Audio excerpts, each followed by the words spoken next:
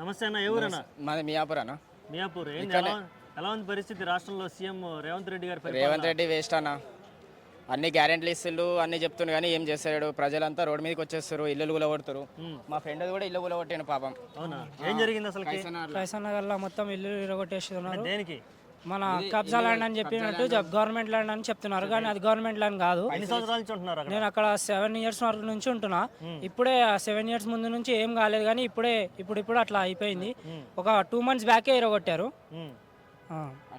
మొత్తం రోడ్డు మీదకి వచ్చారా? అవును. అందుకే కేటీఆర్ సార్ని కలుద్దామని వచ్చినాం, కానీ సార్ కొంచెం బిజీ ఉండే కాబట్టి మళ్ళీ రేపు రమ్మన్నారు. ఓకే, ఏంటి మీ డిమాండ్ ఏంది మరి? రేవంత్ రెడ్డిని తీసేసేయాలి, మళ్ళీ మా కేసీఆర్ మాకు బ్యాక్ రావాలి, అంతే. Okay okay okay okay thank. నమస్తే అన్న, ఏ ఊరన్నా? మాది మియాపూర్ అన్న. మియాపూర్. ఏంది ఎలా ఉంది పరిస్థితి రాష్ట్రంలో? సీఎం రేవంత్ రెడ్డి గారి రేవంత్ రెడ్డి వేస్ట్ అన్న. అన్ని గ్యారెంటీలు ఇస్తులు అన్ని చెప్తుండు కానీ ఏం చేస్తాడు? ప్రజలంతా రోడ్డు మీదకి వచ్చేస్తారు, ఇల్లు కూలగొడతారు. మా ఫ్రెండ్ కూడా ఇల్లు కూలగొట్టాను పాపం. అవునా? ఏం జరిగింది అసలు? కైసన్నగర్లో మొత్తం ఇల్లు ఇరగొట్టేస్తున్నారు. దేనికి?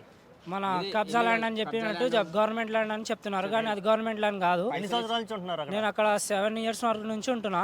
ఇప్పుడే 7 years ముందు నుంచి ఏం కాలేదు, కానీ ఇప్పుడు అట్లా అయిపోయింది. ఒక 2 months బ్యాకే ఇరగొట్టారు. మొత్తం రోడ్డు మీదకి వచ్చారా? అవును. అందుకే కేటీఆర్ సార్ని కలుద్దామని వచ్చినాం, కానీ సార్ కొంచెం బిజీ ఉండే కాబట్టి మళ్ళీ రేపు రమ్మన్నారు. ఓకే, ఏంటి మీ డిమాండ్ ఏంది మరి? రేవంత్ రెడ్డిని తీసేసేయాలి, మళ్ళీ మా కేసీఆర్ మాకు బ్యాక్ రావాలి, అంతే. Okay okay okay okay thank.